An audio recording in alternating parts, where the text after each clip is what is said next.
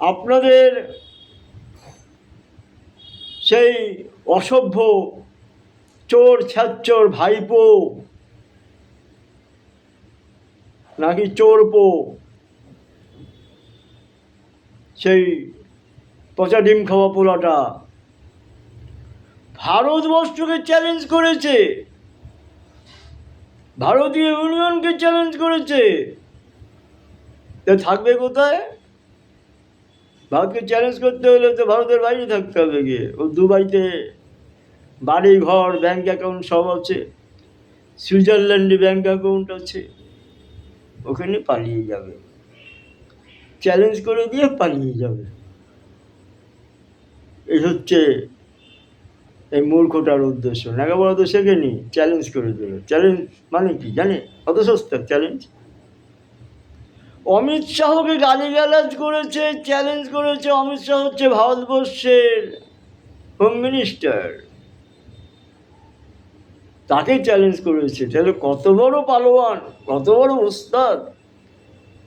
ট্রাম্পের ওপরে, আমেরিকার ট্রাম্পের ওপরে তিনি ২৫০০ পুলিশ নিয়ে ঘুরে বেড়াতো।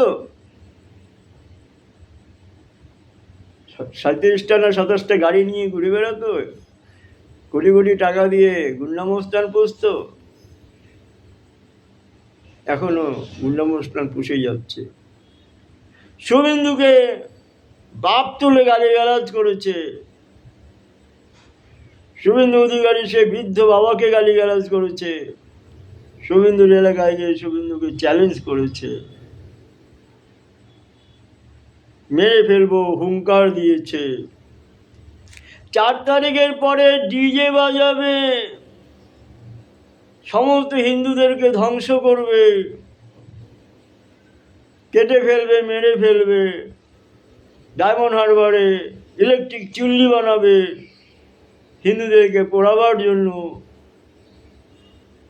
ঘরে ঘরে থান কাপড় পাঠিয়ে দিয়েছে ডায়মন্ড হারবারে বিভিন্ন জায়গাতে মহিলাদের হাতে।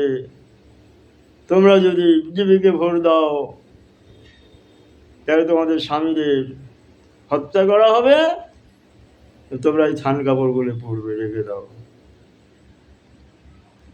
এত অসভ্যতামি করার পরেও এই চোর ছ্যাচ্চোর চিটিংবাজ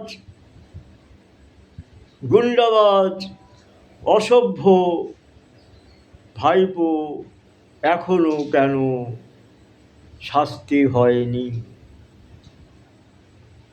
আইন যদি শাস্তি দিতে না পারে, ঈশ্বর কিন্তু ছেড়ে দেবে না। রক্তচোষা মাতারা ওদের গোষ্ঠী রক্ত চুষে খাবে।